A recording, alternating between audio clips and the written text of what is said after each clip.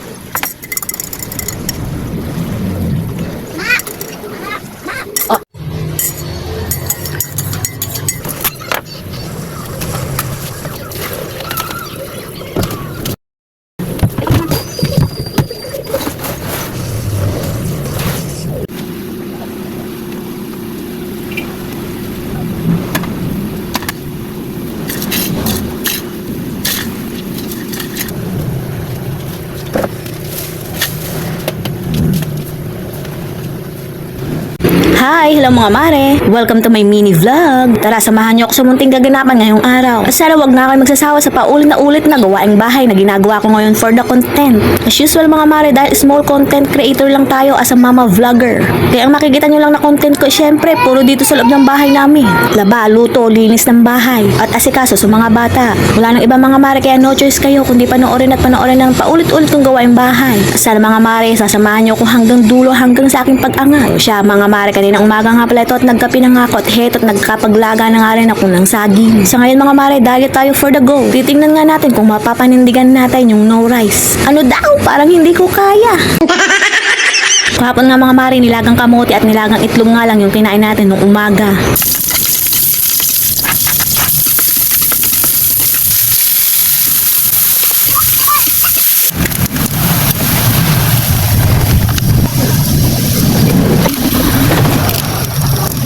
Nung kinatanghalian na nga mga mare, ito nga nagluto na nga ako ng pangtanghalian namin at panghapunan. Imbis nga na tinolang niluto ko, ito nilagyan ko na lang ng gata para maiba naman yung uulamin namin. At itong sayawan nga ng mga anak kong mga mare, kagabi nga pagdating ni Mister.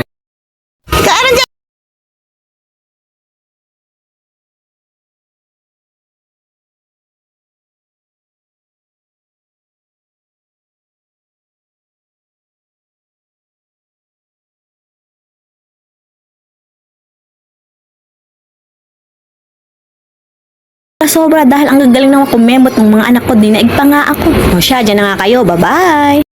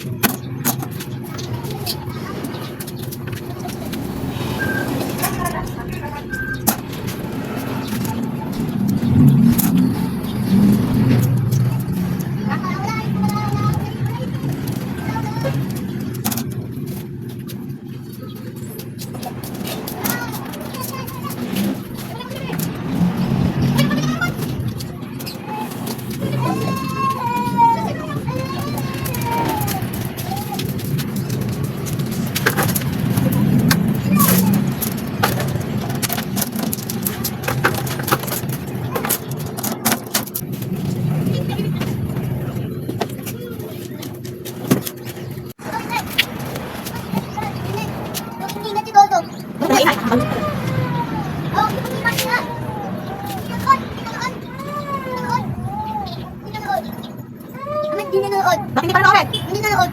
Hindi pa nanood. Hindi nanonood. Mataya ka eh. Matay ng TV. Pinatay mo ng TV.